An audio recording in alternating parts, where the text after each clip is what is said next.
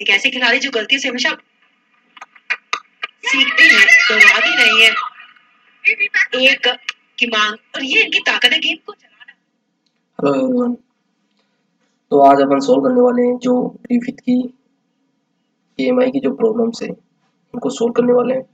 तो problem number 7.7, a metal bar of mass and slides frictionlessly on two parallel conducting rails a distance L apart. Okay, figure 7.17. A resistor R is connected across the rails and a uniform magnetic field B pointing into the base fills the entire regions. Okay, इस तरह से दो rail पटरियों की तरह दे रखा है और उनके बीच में रेजिस्टेंस आर जो है गिवन है, और ये जो एक कंडक्टर है ये v वेलोसिटी से मोशन कर रहा है। ठीक है, तो क्वेश्चन नंबर फर्स्ट है कि if bar moves at right at speed v, जो बार है ये वो v स्पीड से राइट की तरफ मूव कर रही है, तो what is the current in the register, जो रजिस्टर के अंदर करंट है वो कितना होगा। ठीक है, करंट क्या होता है, v equals to I R. ठीक है, तो यहाँ ईएमएफ जो कि क्या हो रहा है यहाँ पे हो रहा है कि जो कंडक्टर है वो मोशन कर रहा है, और जब भी कंडक्टर मोशन करेगा तो वहां पे क्या होगा, मोशनल ईएमएफ। तो मोशनल ईएमएफ की वजह से वहाँ क्या होगा, ईएमएफ प्रोड्यूस होगा, तो ये ईएमएफ हो जाएगा। तो यहाँ से करंट क्या हो जाएगा, ये अपॉन आर। ठीक है, तो मोशनल ईएमएफ ईएमएफ निकाल लूँ मैं, तो ईएमएफ क्या होगा, जब भी कंडक्टर का मोशन करेगा तो ईएमएफ होगा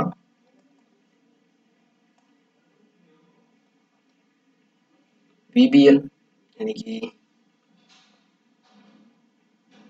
वीपी और डीएल एलिमेंट्री फॉर्म में। ठीक है,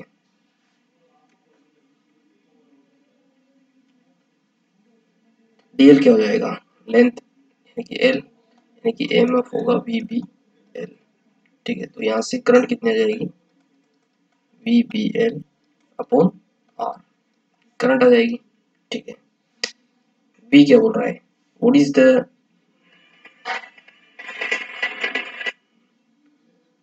the magnetic force on bar, और फर्स्ट वाले के अंदर डायरेक्शंस भी पूछी इसने करंट की, करंट की डायरेक्शंस क्या होगी। करंट की डायरेक्शंस के लिए क्या करेंगे अपन, V cross B, V cross B से करंट की डायरेक्शंस देख लेंगे।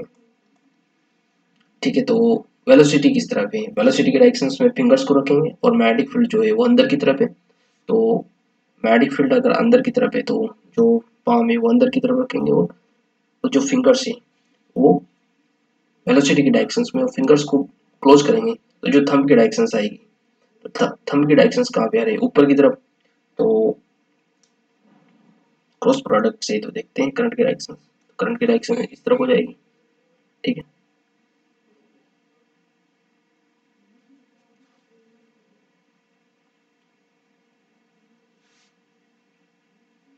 What is the magnetic force on bar, तो अब हमको पता है कि जब भी कोई करंट कैरिंग वायर से, एक वायर ही तो हुआ, वायर को जब एक्सटर्नल मैग्नेटिक फील्ड के अंदर रखेंगे तो उस पर क्या लगेगा, एक फोर्स लगेगा।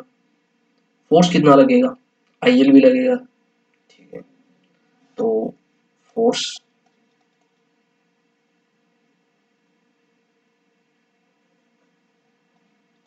आईएल भी लगेगा सर। तो आईएल, आई की वैल्यू अपन पहले ही फाइंड आउट कर चुके हैं यहाँ से, तो आई की वैल्यू मैं यहाँ रख दूंगा V B L, L square हो जाएगा और B B square upon R. Force की डायरेक्शंस देख सकते हैं अपन, फोर्स की डायरेक्शंस कैसे देखेंगे, आई क्रॉस बी से, क्रॉस प्रोडक्ट से। फोर्स की डायरेक्शंस देखने के लिए अपन इस्तेमाल करेंगे यहाँ से आई क्रॉस बी, जो करंट है उसकी डायरेक्शन में फिंगर्स को रखेंगे और मैग्नेटिक फील्ड्स को जो है पाम दिखना चाहिए। ठीक है, तो जब फिंगर क्लोज करेंगे तो जो थंब की डायरेक्शन आएगी वो आएगी लेफ्ट की तरफ, तो फोर्स की जो डायरेक्शन है वो इस तरफ लगेगी, यानी कि लेफ्ट की तरफ। ठीक है, सी, if the bar starts out with speed v naught at time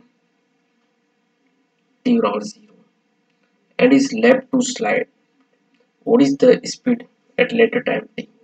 तो मैकेनिक्स भी मिक्स हो रही है इस क्वेश्चन में, ये सही क्वेश्चन है। तो अपने पास ये बार है, ठीक है।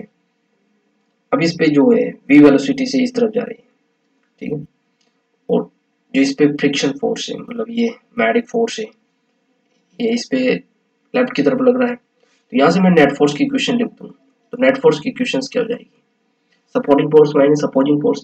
सपोर्टिंग फोर्स कहाँ है भाई, तुमने लगाया था क्या, मुझे तो नहीं दिख रहा सपोर्टिंग फोर्स, तो फिर जीरो लिखूंगा। Opposing force M A, M A की वैल्यू फाइंड आउट कर चुके हैं अपन, V B square L square upon R, ये हो जाएगा।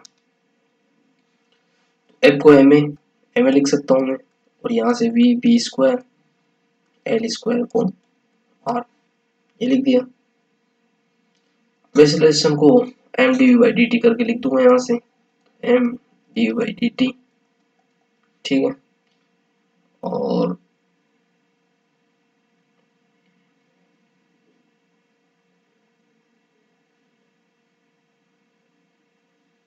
यहाँ से क्या जाएगा, V B square L square upon R, ठीक है। इसे एम को यहाँ भेज दूँ, ठीक है, तो ये यहाँ रहेगा। वेरिएबल सेपरेशन करके इंटीग्रेशन कर दूंगा, तो आंसर आ जाएगा डी वी अपॉन वी, और ये हो जाएगा वी नोट से वी के बीच में, और इधर बचेगा V square L square upon M R, और माइनस भी आएगा ना, माइनस इंटीग्रेशन डी टी, ठीक है। इंटीग्रेशन को सोल्व कर देगा, तो ये कितना आएगा, एल एन आ जाएगा इसका, और लिमिट लगा दूंगा वी अपॉन वी नोट, तो ये आंसर आ जाएगा V equals to V naught A की power minus V square L square upon M R और टी, ठीक है। एनर्जी डिलीवर्ड कितनी होती है to the resistors, half M V naught square, prove करने के लिए बोला इसने।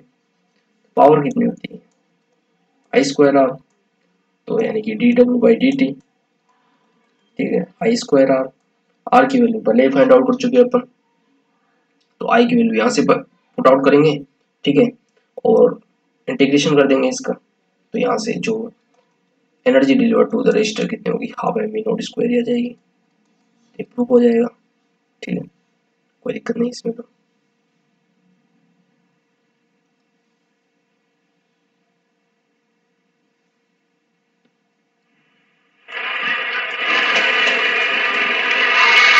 नॉट आउट, थोड़ा वक्त लिया वहां, फिर से एक बार अंपायर ने, नतीजा नॉट आउट। दबाव थोड़ा जमीन